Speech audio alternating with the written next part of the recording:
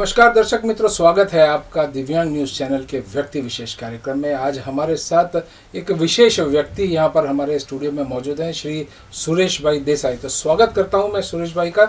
सुरेश भाई बारडोली के पास दिगस गांव के एनआरआई हैं। फ़िलहाल वो अमेरिका में सेटल्ड हैं, लेकिन देश की भक्ति और देश की मिट्टी की जो खुशबू है उसके लिए वो हमेशा आते रहते हैं। तो आज इनके इस यात्रा में हमारे पास आए हैं और हमसे कुछ बातचीत करेंगे, उनके बारे में बात करेंगे, यूएस में वो जो करते हैं उनके बारे में बात करेंगे। तो छोटी मोटी बातें हम उनसे समझेंगे। सुरेश भाई, आप दिगस के रहने वाले हो, आपका बचपन वहाँ पे गुजारा होगा।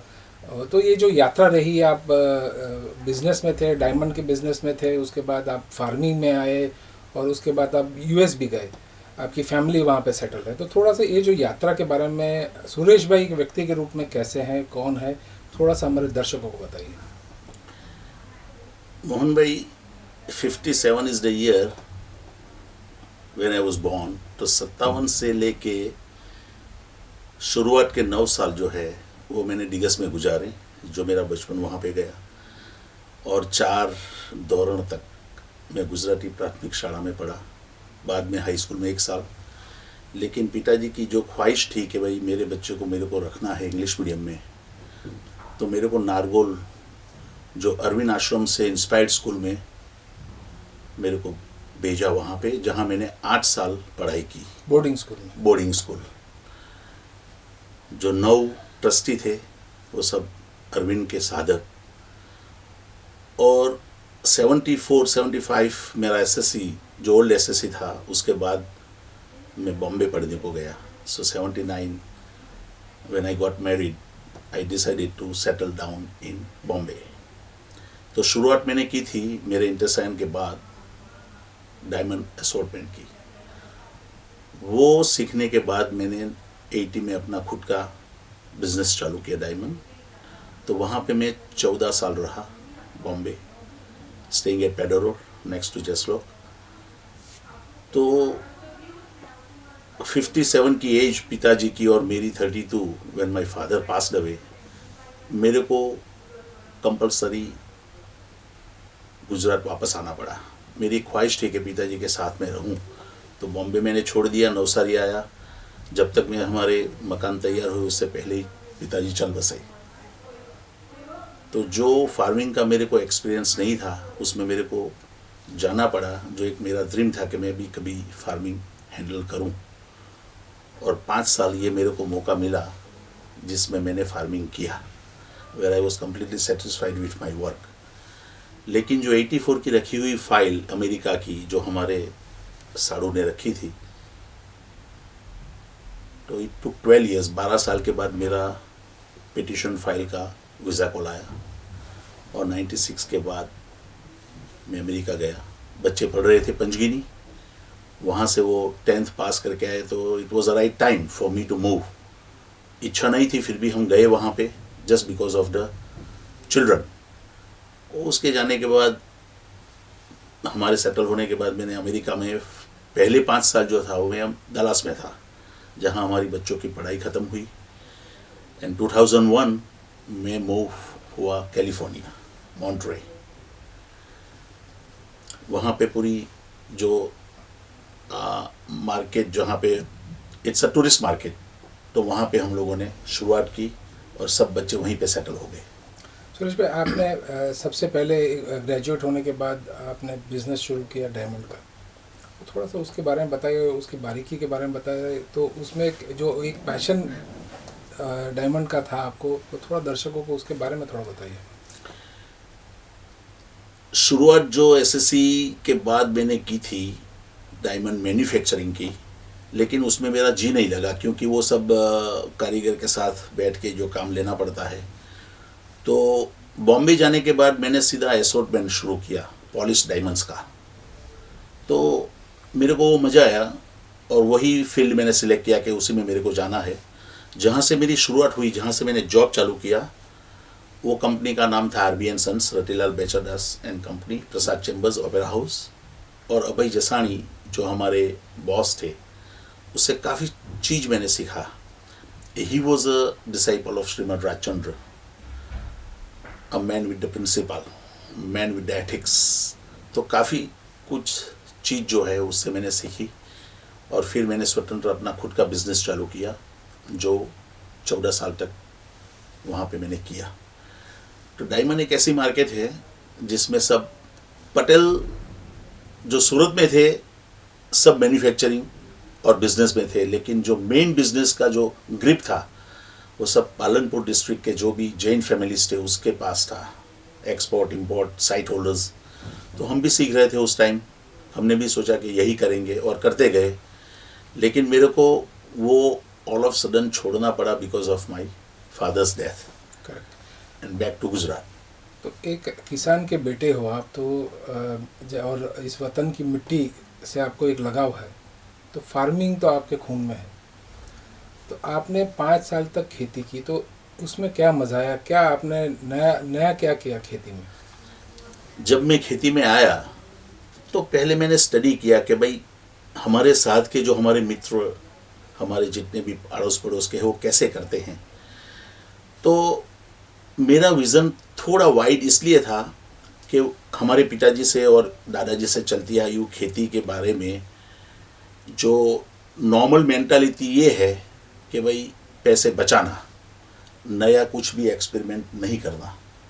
हालांकि काफ़ी कोई मैंने लोग थे जो यहाँ पे ये सूरत के आसपास के गांव में जो नए नए एक्सपेरिमेंट करते थे, जैसे कि टोमेटोज़, रूपाली, वैशाली, ये सब। तो मेरे को भी एक क्यूरियोसिटी था कि भाई हम लोग कुछ कर सकते हैं कि नहीं कर सकते नया कुछ। तो द मेन क्रॉप हमारे टाइम में जो था वो था गन्ना, यानी कि शिरडी का। तो उसके बीच में जो सब क्रॉप करते थे तो हमारे पिताजी भी करते थे, उसी से मैंने भी थोड़ा देखा था, सीखा था।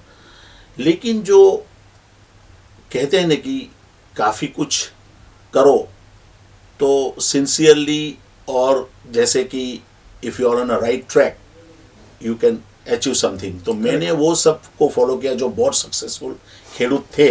तो सब क्रॉप में गोभी, फ्लावर, ये सब मैंने चालू किया और एवरी डे 250 मन मैंने almost 5000 kilo I was supplying the vegetables to the Surat market. Excellent, मतलब आपने इस फील्ड में भी कुछ क्रांति लाने की कोशिश की।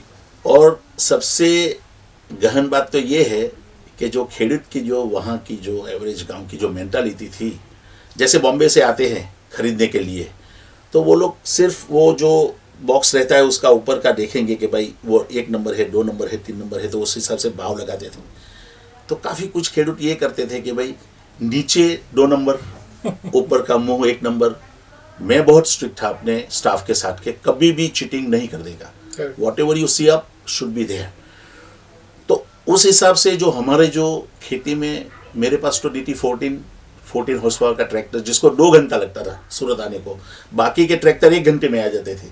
तो बॉम्बे से आए हुए जो सब भैया लोग जो शाकभाजी बोरीवली से सांता क्रूज पार्ला तक जो सप्लाई करते हैं मार्केट में, तो जब तक हमारे ट्रैक्टर नहीं पहुंचे तब तक वो खरीदे नहीं करते थे। क्या बात है, क्या बात है। Because of the quality maintain. तो मेरे को जैसे ट्रैक्टर आता है 50% 60% वही उठा लेते थे, बाकी का माल जो रहता था वो बाद में बेचते थे। तो ये एक एथिक्स जो हमने रखा लाइफ में, तो उसमें बहुत सक्सेसफुल रहे। औरोबिंदो की बात करेंगे तो आप नारगोल में पढ़े हो, वहाँ की जो फिलॉसफी है औरोबिंदो से, जिससे आपने काफ़ी कुछ ग्रहण किया है, तो दर्शकों को थोड़ा उस फिलॉसफी के बारे में बताइए। एट द एज ऑफ 9 जब भी मैं पढ़ने को बोर्डिंग स्कूल में गया नारगोल, तो हमारे जो प्रिंसिपल थे he was a very pure soul. Aurobindo को समझना इतना इजी नहीं है। The philosophy of Aurobindo is written in to very higher consciousness. बहुत ऊपर की चेतना से आई हुई वो जो ज्ञान जो कहते हैं वो समझना। तो 8 साल तक स्कूल में पढ़ा, कभी भी हमने अरविंदो की कोई भी किताबें ना खुली, न माता जी की। लेकिन एक काम हम करते थे जो वॉलंटरी, जिसकी इच्छा हुए वो, तो आफ्टर डिनर हमारे प्रिंसिपल 15 मिनट रीडिंग करते थे कोई भी एक बुक से, एंड 15 मिनट्स मेडिटेशन. सो वो आधा घंटा हम लोग जाते थे. 250 विद्यार्थी कुल थे, उसमें से कुछ 25-30 विद्यार्थी, तो हम लोग रेगुलर जाते थे.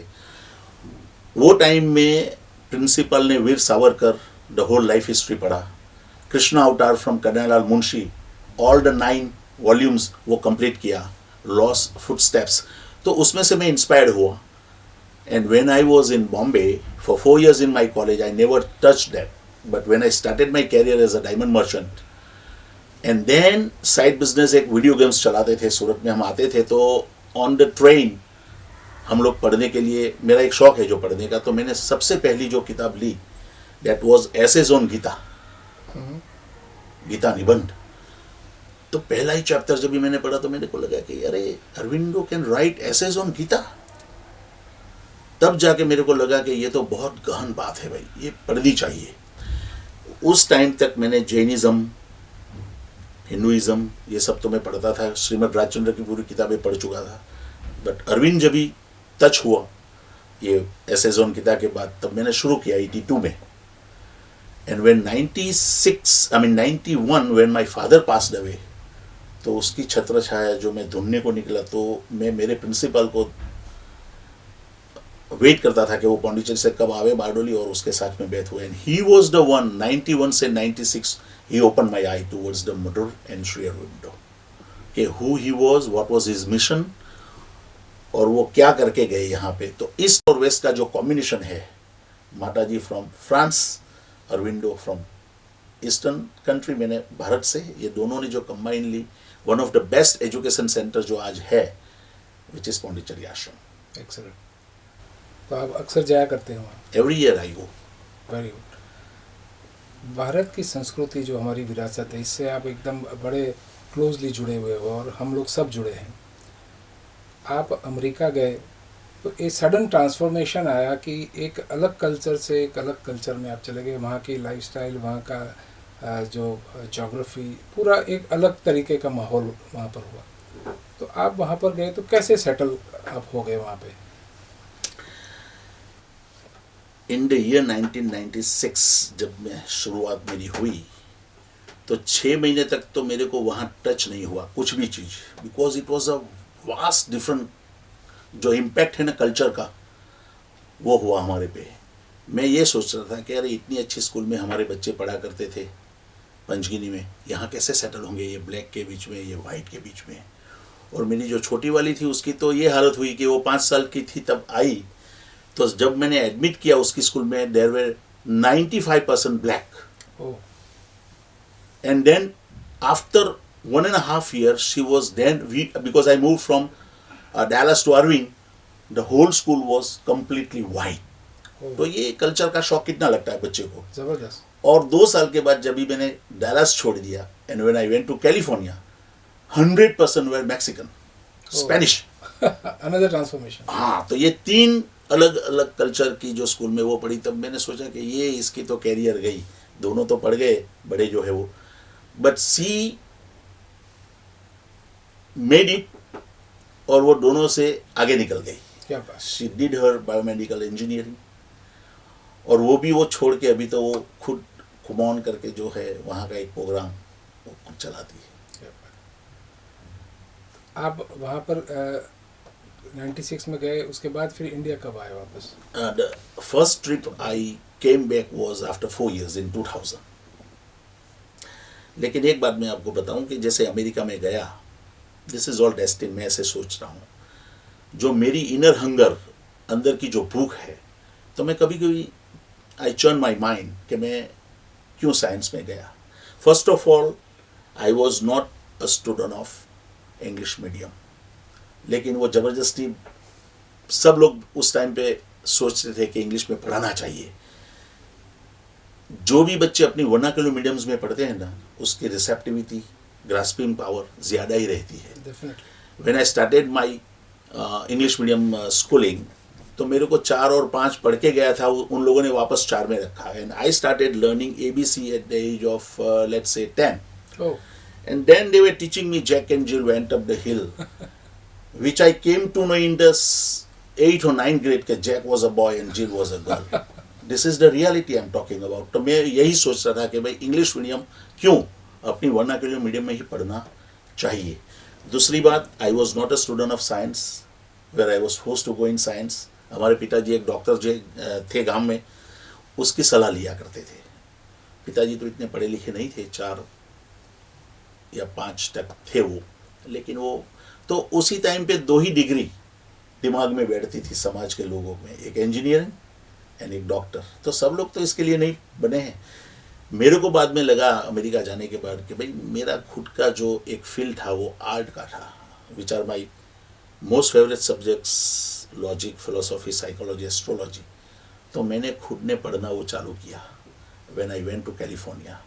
सो for 2002 till 2013-14, for 12 years I studied world history, all 17 religion which are now existing on the globe. Then I started reading the world history. तब भी जाके मेरी ये जो इनर हंगर संतुष्ट नहीं हुई थी. So the last subject which I started studying is the secret society. Wow. जिसके बारे में बहुत कम लोग जानते हैं कि ये पूरा जो ग्लोब है, ये पूरी जो जो जो अपनी पृथ्वी है, उनके जितने भी देश है आर कंट्रोल बाय हुम. ये सीक्रेट सोसाइटी जो है, जो 13 चुनिंदे families is controlling 98% of the wealth of the globe.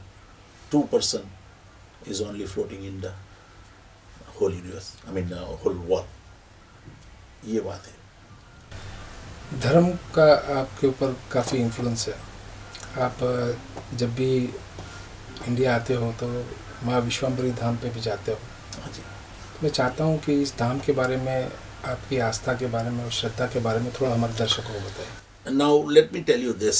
When I started reading the Aurobindo books, जब भी मैंने शुरुआत की, तो I was so much impressed with the book name called The Mother.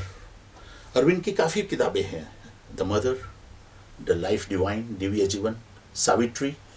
Now Savitri is the longest poem ever written by anyone. 24,000 पंक्ति की वो जो कविता, but it's a very high language which is hard to understand.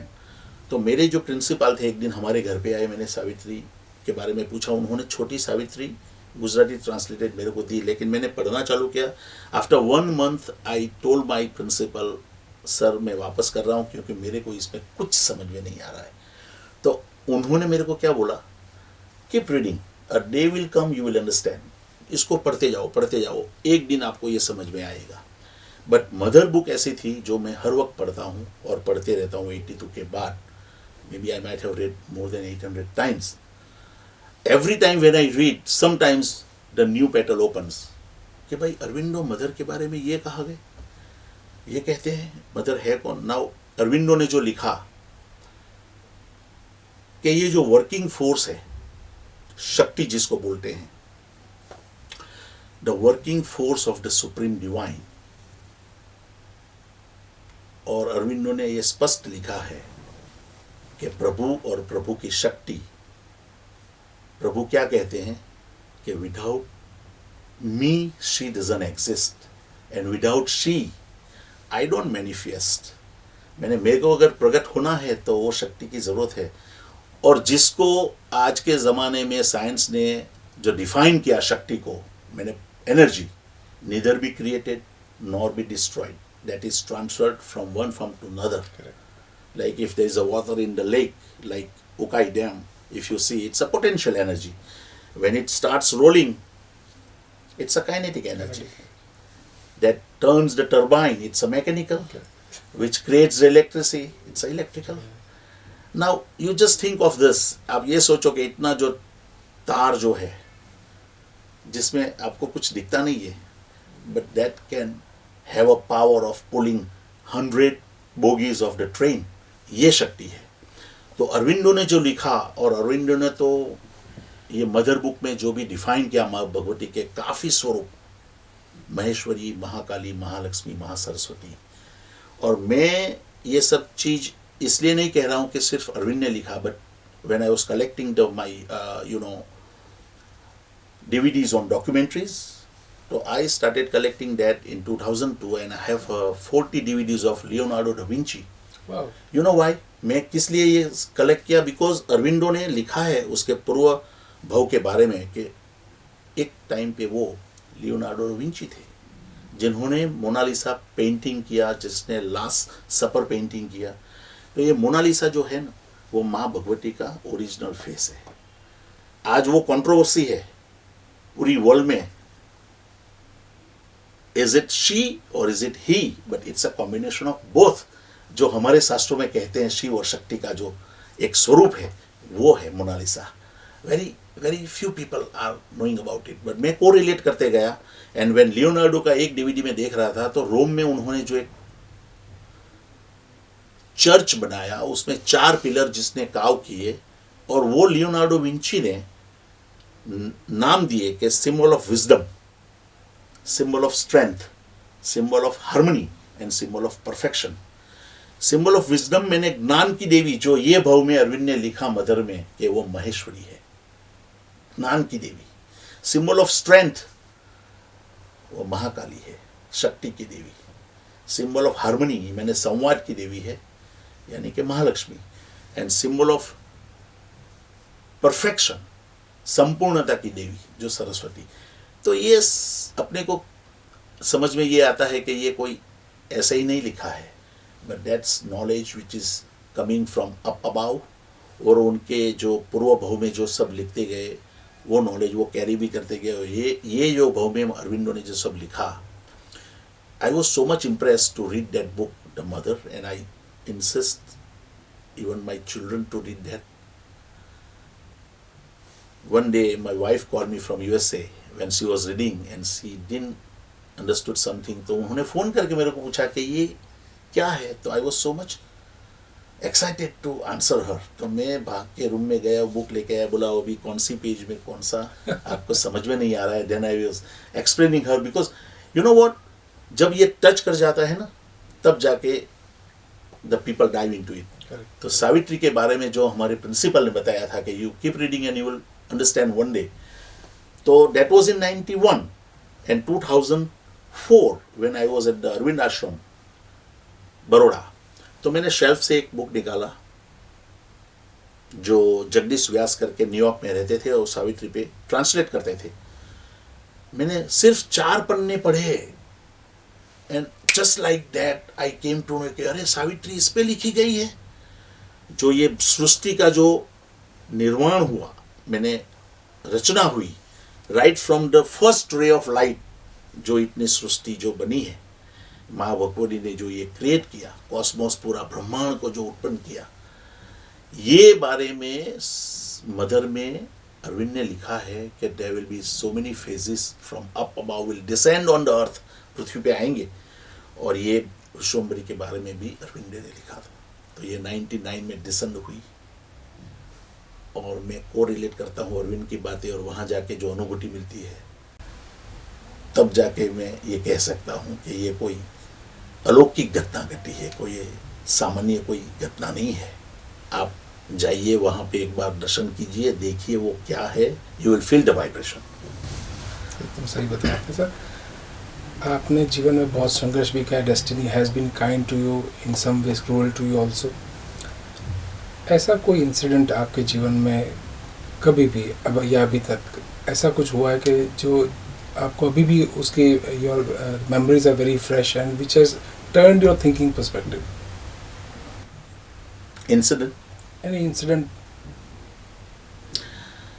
Definitely I'll share that part of my life. Principal जो थे मेरे, वो जो मेरी लाइफ में जिसको मैं गुरु मानता हूँ, आज भी वो हमारे ड्रीम में आते हैं। He guide me, I sit with him for an hours and hours. Strong memory जो है, और मदर लिख के गए हैं पौंडीचेरी में कि how you have to recall that, स्वप्न को कैसे स्टोर किया जाता है, सबकॉन्शियस माइंड से कॉन्शियस माइंड में कैसे लिया जाता है। तो ऐसे काफ़ी ड्रीम्स जो है जो मैं कोरिलेट करता हूँ अपनी लाइफ में कि why he keeps coming in to my dream. जब मैं अमेरिका जाने के लिए उसको पहली बार बताया तो उन्होंने इतना ही बोला था मेरे को, सिर्फ वेरी सिंपल, अमेरिका जाने की ज़रूरत है क्या। आई केम टू नो, मैं बाद में वो मेरे को पता चला कि वो क्या कह गए, लेकिन उसकी 2 बातें बताता हूँ। वो प्रिंसिपल जो थे हमारे, जो एक एक स्टूडेंट की फैमिली के बारे में पूरी डिटेल जानते थे, and he was handling every student in a very proper manner. तो जब मेरे बच्चे न्यूयॉर्क पंचगिरी में पढ़ने को गए, तो जब भी मैं रख के आया और उसको मिलने को बारडोली गया तो पौंडीचेरी से आए थे, मैंने उनको बताया कि काका, मैं उसको काका बुलाता था, काका मैं पंचगिरी बच्चे को पढ़ने को रख के आ रहा हूँ, बहुत अच्छी स्कूल है, बहाई से इंस्पायर्ड है, जो बहाई रिलीजन 250 साल पहले जो जिसका जन्म हुआ। तो पूरी बात सुन ली उन्होंने। प्रिंसिपल ने एक ही बात मेरे को बताई, देखो उसने क्या बोला कि सुरेश, आजकल तो जितनी भी कॉन्वेंट स्कूल या ये जो सब बड़ी बड़ी स्कूल है जिसमें बड़ी फीस ली जाती है, ये सब जो है, उसमें आप बच्चे देखेंगे तो tie suit boot and you will see everything is so fine, लेकिन आंतरिक विकास जो कर सके ऐसी संस्था कितनी, inner transformation, inner growth, how many schools, आज कितनी संस्था ऐसी है जो बच्चों को अंदर से उसका जो आंतरिक विकास करे। बाह्य विकास तो बहुत अच्छा हो रहा है। तब जाके मेरे को ये समझ में आया कि काका क्या कह रहे हैं, और आज मैं ये अनुभूति करता हूँ कि काका हमारे बारे में कितना सोचते थे। At the middle of night 2 o'clock he was taking round in all the hostels के कोई क्या कर रहा है क्या नहीं। ये इनकी पर्सनल टच थी हमारे साथ। सर मैं एक आप disable welfare trust of India Surat के अंदर कन्हूभाई टेलर को भी आप जानते हो, तो आज आप इस संस्था की मुलाकात पे आए हो, तो आपने सब देखा, यहाँ पे निःशुल्क सेवाएं दी जाती है दिव्यांगों के लिए, तो मैं थोड़ा सा प्रतिभाव चाहता हूँ इस सेवा का। जैसे मैंने बताया मोहन भाई कि मैं जब इस संस्था में आया तो मैंने सोचा कि वहाँ होंगे कुछ 25-50 या 100 लड़के। जब भी आने के बाद पता चला कि यहाँ टोटल स्ट्रेंथ 400 की है। बाद में पता चला कि ये सिर्फ स्कूल नहीं चला रहे हैं, कॉलेज भी है, हॉस्पिटल भी है। तो जैसे कन्नू भाई ने बताया कि जब ये शुरुआत हुई और 96 से लेके अभी ये 21 साल जो होने को जा रहे हैं ये संस्था का, और हमने आज भी देखा कि पर्सनल टेक केयर कैसे करते हैं, तो ये कोई सामान्य काम नहीं है। ये समाज का एक ऐसा काम है जिसमें डिवाइन ग्रेस यानी दिव्य कृपा हो तो ही कर सकते हैं। और कन्हूभाई जैसे जो व्हीलचेयर में है उसकी मैं स्ट्रेंथ देख रहा हूँ, उसका मैं विल पावर दिख रहा हूँ, जिसको पद्म विभूषण भी मिला है, ये तो मेरे को कल पता चला। काफ़ी ऐसे लोग हैं, कुछ हो जाता है तो क्या बोलते हैं, पथारी में लेट जाते हैं, अरे अपने से नहीं होगा। और ये जो कन्हूभाई का काम है, it is beyond my imaginations. एकदम सही बताया सर। अंत में एक मैसेज चाहता हूँ आपसे। आप देश विदेश घूमे हो, बहुत सारी संस्कृति से आप प्रभावित हो, काफ़ी नॉलेज एक्वायर किया हुआ है, और ये सब के बावजूद आप एक देशभक्त हो और हमारे ज़मीनी स्तर से देश की मिट्टी से जुड़े हुए।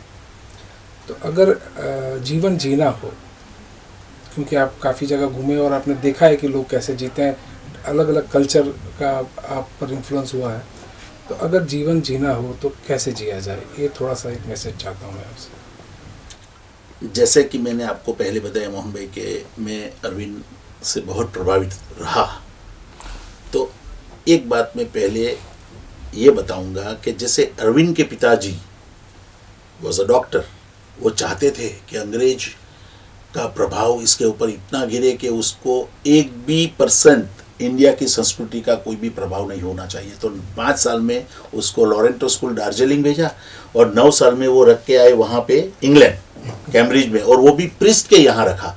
अभी आपको प्रिस्ट के यहाँ रखेंगे तो आप तो क्रिश्चियनिटी पढ़ोगे ना, एकदम सही। 18-19 साल तक वो पढ़े वहाँ कैम्ब्रिज में, पूरा वर्ल्ड हिस्ट्री, वर्ल्ड रिलीजन, और IAS ऑफिसर बनने के बाद वो इंटेंसली घोड़ेसवारी की परीक्षा में फेल कर कि वो उसको अंग्रेज की सर्विस नहीं करनी थी, तब जाके सयाजीराव गायकवाड़ गए, किसी ने इंट्रोड्यूस किया और उसको वापस भारत आना था। तो पिताजी चाहते थे कि वो अंग्रेज ही बने, लेकिन अरविंदो अंग्रेज के साथ रहे कि इंग्लैंड में पढ़ने के बाद भी, आने के बाद वो मिट्टी की जो उसको जो ताकत मालूम थी, इसलिए अरविंद ने एक पुस्तक लिख दिया, इंडिया राइजिंग।